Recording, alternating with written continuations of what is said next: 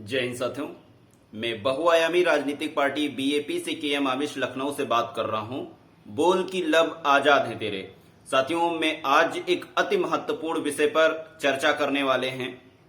साथियों, वर्तमान समय में जो क्रांतिकारियों के नाम से विभिन्न राजनीतिक पार्टियां राजनीति करना चाहती हैं, उसको लेकर आप सबके समक्ष बात रखना चाहेंगे।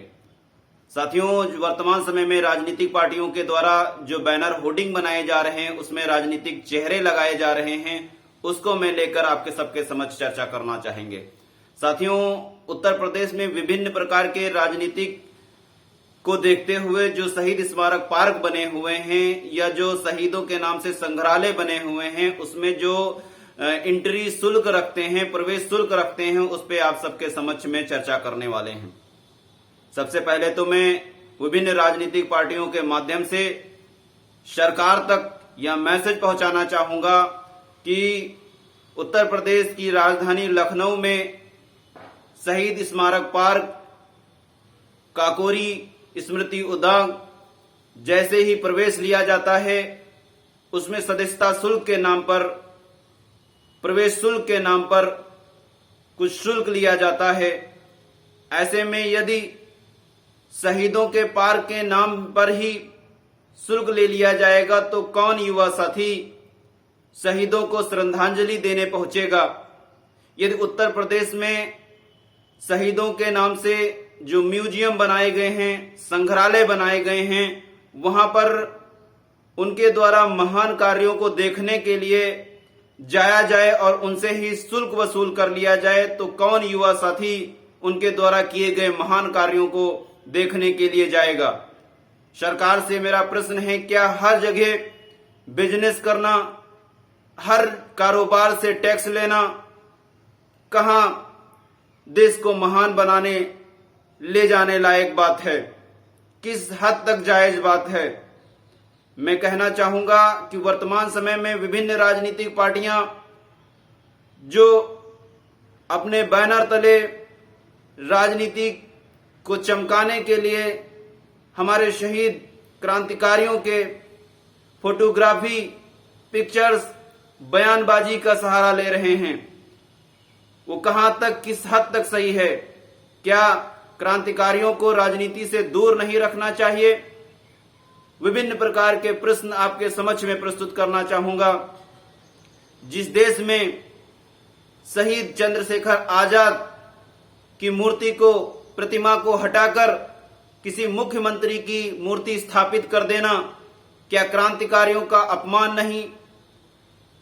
क्या राजनीति क्रांतिकारियों से बढ़कर हो गया? जिस देश में ऐसे घिनौने और गंदे काम किए जा रहे हों, उसकी मानसिकता पर प्रश्न क्यों नहीं? जिस देश में भारत द्वारा संचालित विश्वविद्यालय फंडिंग के बेस पर वहां के प्रश्न पत्र में यह पूछ दिया जाए कि क्रांतिकारी आतंकवादी गतिविधियों पर चर्चा कीजिए, विचार कीजिए, वर्णन कीजिए, क्या ऐसे प्रश्न पत्र पर कटाक्ष नहीं करना चाहिए? प्रश्न खड़ा नहीं करना चाहिए? मानसिकता नहीं तो क्या?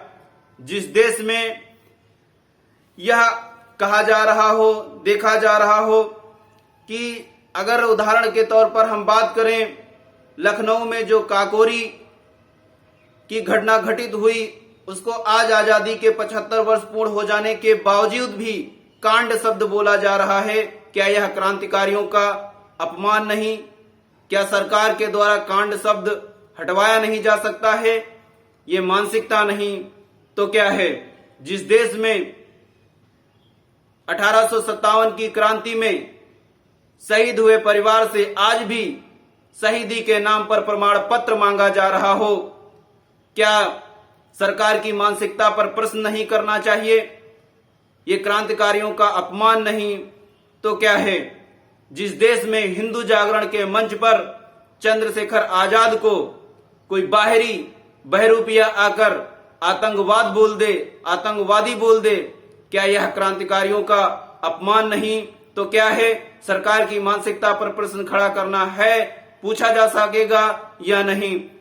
जिस देश में खुदीराम जो महान क्रांतिकारी रहे हैं, उनकी जन्म स्थल पर शौचालय का शहीदी स्थल पर शौचालय का निर्माण करा देना यह सरकार की मानसिकता नहीं तो क्या है? जिस देश में साबरमती के संत तूने कर दिया कमाल पर राजनीति की जा रही हो, क्या महात्मा गांधी पर अपमान नहीं?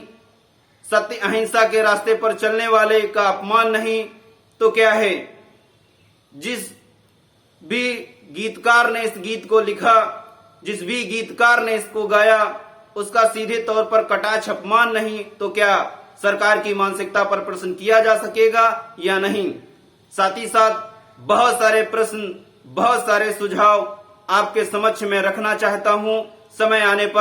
समय मिलने पर आप सबके समक्ष चर्चा करना चाहूंगा। एक बहुआयामी राजनीतिक पार्टी के माध्यम से मेरा अंत में यह कहना है कि उन तमाम माताओं से, बहनों से, बेटियों से जिन्होंने आज वर्तमान समय में भी अपने हक की, हनन की लड़ाई लड़ने के लिए शाहजहांपुर की बेटी क्रांतिकारी का दर्जा में पेश करना चाहता हूं, जिन्होंने आसाराम जैसे पाखंडियों को उसकी असली औकात याद दिला दी, सलाखों के पीछे भिजवा दी। आज उन तमाम बेटियों की, बहनों की मैं क्रांतिकारी इस्तकबाल करता हूं और उनको क्रांतिकारी का दर्जा दिलाने की मांग करता हूं। जो एसिड अटैक, तेजाब अटैक और ना जाने कितने अराजक तत्व जैसे गुप्तांग ले गए, इनको लेकर न्यायालय तक लड़ाई लड़ रही हैं, उनके साथ हम मांग करते हैं कि सरकार उनको क्रांतिकारी का दर्जा उपलब्ध कराए। साथ ही साथ वर्तमान सरकार से, न्यायालय से, एक पार्टी की हैसियत से हमारी मांग है कि राजनीति के स्तर को, क्रांतिकारियों को राजनीति से दूर रखा जाए। राजनीति के बैनर तले, होर्डिंग तले क्रांतिकारियों के चेहरे को जो चस्पा करके राजनीतिक बयानबाजी करते हैं उनको दूर रखा जाए।